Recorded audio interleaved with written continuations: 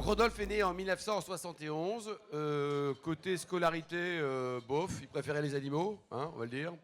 Et puis, c'est ta maman qui va créer un parc avec des oiseaux, un truc qui était assez génial. C'était en 1980. Il y avait 3 salariés. 3 salariés, et il y avait déjà à l'époque de mémoire 40 000 visiteurs, ce qui était déjà un véritable exploit.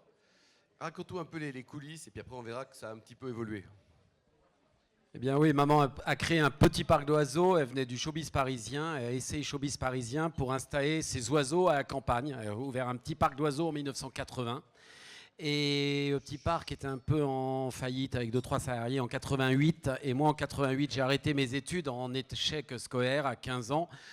16 ans. Je m'ennuyais je m'ennuyais à l'école et j'ai décidé d'accompagner maman pour créer un parc zoologique. Et aujourd'hui, c'est 2 millions de visiteurs, c'est 1500 salariés. Voilà, aujourd'hui, donc, 2 millions de visiteurs, 115 millions d'euros de chiffre d'affaires, 1500 salariés. Bon, alors, raconte-nous un peu, aujourd'hui, l'offre de Beauval. On n'est que en B2C, tu viens avec ta belle-mère, tout ça, ou alors tu as aussi une offre B2B, parce que c'est presque tentaculaire ce que tu as monté, hein. Voilà, alors nos visiteurs viennent principalement passer 2 jours en famille. Nous avons en plus 5 hôtels, très prochainement 8. Donc nous sommes une destination court séjour. Les visiteurs viennent passer un séjour chez nous. Donc je vous disais, c'est 2 millions de visiteurs. Et aujourd'hui, c'est 35 000 animaux. Et ce qui nous a fait connaître, c'est notamment l'accord entre la France et la Chine grâce au président, notre ami Nicolas Sarkozy, qui a obtenu l'accord du président Jintao de nous confier les premiers pandas, qui est un trésor national, qui sont arrivés le 15 janvier 2012 à Beauval. Et donc ça, c'était l'activité B2C.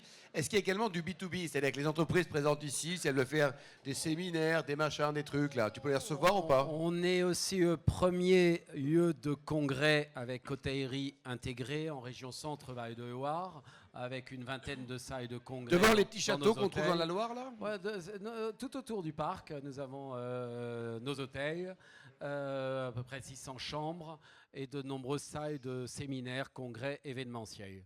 Alors, est-ce que Beauval peut vivre sans panda? Parce qu'on a compris qu'un panda, ça pesait 100 kilos, ça bouffe 100 kilos de bambou par jour, 50 kilos de bambou par jour. Mais est-ce que si demain, qu'est-ce qui se passe là? La star, est-ce qu'on peut remplacer un panda? En 2008, nous recevions 400 000 visiteurs. En 2008, 400 000 visiteurs. 2011, 600 000 visiteurs. Et 2012, avec l'arrivée des pandas, nous avons reçu 1 million de visiteurs. Et grâce à l'arrivée des pandas géants, nous avons pu développer de façon considérable le parc, doubler, tripler les infrastructures. Et aujourd'hui, c'est plus de 2 millions de visiteurs. Oui, mais alors ça veut dire que les pandas, il y a eu aussi 3 naissances. Ah, voilà. Donc les pandas, s'ils sont arrivés, c'est grâce au président Nicolas Sarkozy, parce que les pandas, c'est le trésor national chinois. C'est le trait d'union diplomatique entre la France et la Chine. Le premier bébé panda qui est né en 2017 s'appelle Wanman et a comme marraine Brigitte Macron. Brigitte qui m'a encore téléphoné tout à l'heure pour avoir des nouvelles de Wanman. Alors comment va-t-il? Qui est retourné en Chine. Comment va-t-il? Nous projetons lors du prochain voyage d'État d'aller avec le président Macron et Brigitte à Chengdu voir Wanman.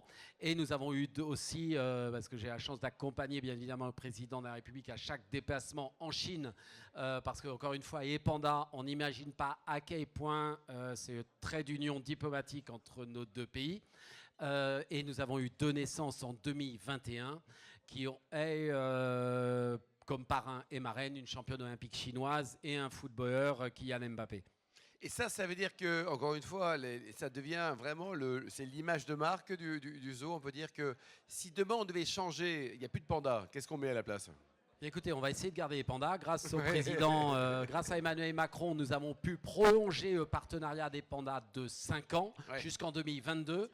Nous sommes en train de travailler pour prolonger au-delà de 10 ans de plus. Et surtout que le gouvernement chinois, le président chinois, a annoncé au président Macron qui nous confiait le 2e trésor national chinois, des singes dorés, et a annoncé lors de ma présence à l'Élysée 6 mai dernier, lors du dîner d'État au Palais d'Élysée avec le président Xi Jinping. Et donc les singes dorés, deuxième trésor national chinois, la première fois qu'ils sortiront de Chine. C'est un partenariat pour la conservation et élevage de cette espèce extraordinaire et ils arriveront dans les prochaines semaines à Beauvais. Alors Rodolphe, dis-moi, un panda et puis maintenant les singes dorés là, pour devenir grand copain de tous les politiques et de tous les people, c'est merveilleux. Parce que tout le monde veut les voir, ces pandas. Tout le monde veut être la marraine, le parrain, le machin. Enfin, non mais c'est génial. C'est quoi cette magie autour du panda?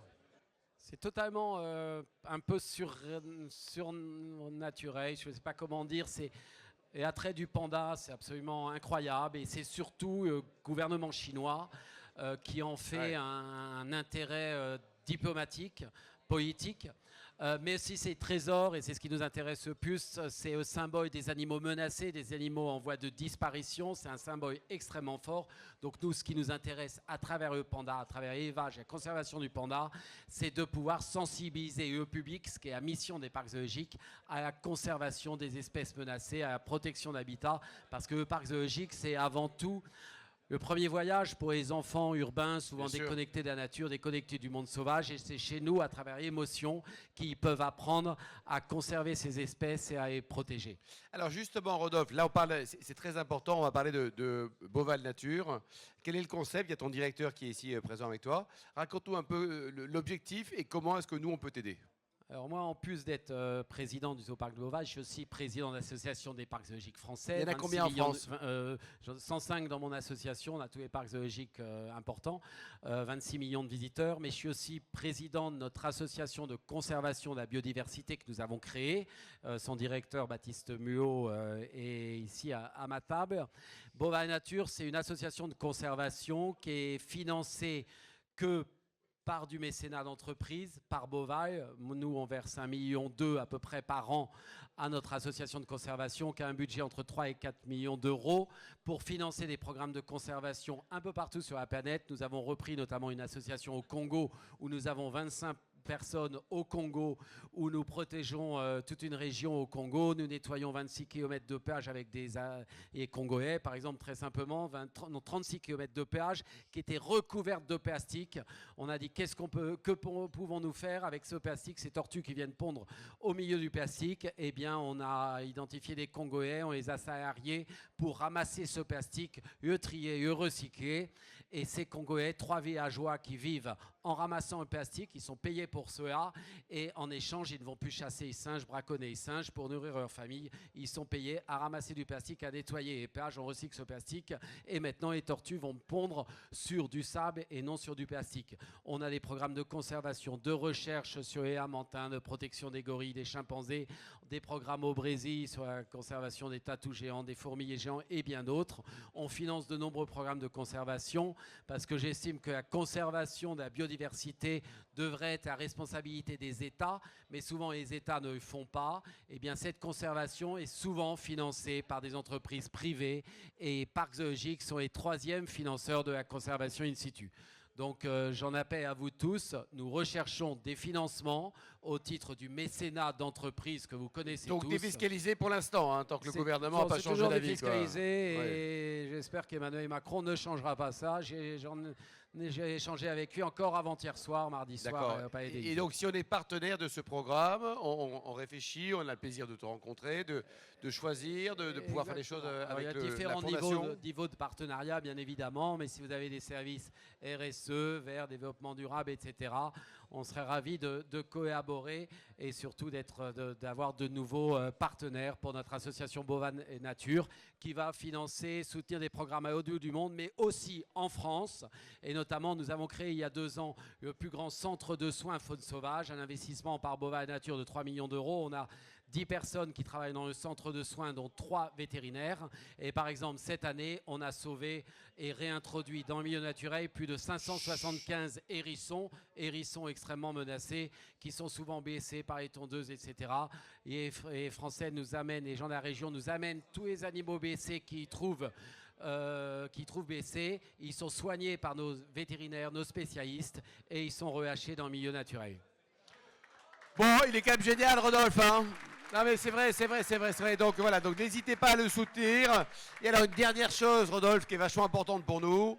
Dans tes hôtels, 600 lits, donc ça va, on peut venir à plusieurs. Non, là. 2000, 600 chambres. 600 chambres. Et on n'a pas un cahier par chambre. Après, au niveau du vin et de la gastronomie, est-ce que nous, on aime bien manger? Est-ce qu'on mange bien à Beauval? Est-ce qu'il y a des bons vins ou est-ce que tu aurais un vigneron local à nous conseiller, par exemple? J'ai une amie à la table qui m'a dit qu'elle avait très mal mangé chez nous, mais elle est venue, je crois, un mauvais jour. Il y avait 35 000 visiteurs ce jour-là. Isabelle. À Beauval, c'était un jour particulier, mais on essaie toujours de s'améliorer. On a beaucoup de restaurants, on a 25 restaurants dans le parc, on en a dans tous nos hôtels. Donc on essaie toujours d'améliorer les services de restauration, mais c'est un métier, beaucoup de restaurateurs ici connaissent qui n'est pas simple, et notamment de trouver des compétences en France où les gens de moins en moins travailler. C'est comme ça, mais il va falloir s'adapter. Et qu'est-ce que je veux dire? Oui, et le vin, on vend bien évidemment, on sert dans nos restaurants des vins principalement locaux. Des vins de notre région, parce qu'on est dans une très belle région de la vallée de la Loire, où on a d'excellents blancs notamment Échenonceau, Écheverny, etc. On a très très bons vins dans la région, et nous sommes un peu chauvins, donc nous commercialisons principalement des vins de notre région. Bon, Rodolphe, on l'applaudit très très très chaleureusement. Bravo pour tout ce que tu fais, Rodolphe. Vraiment bravo. Félicitations. Merci pour ton soutien aussi.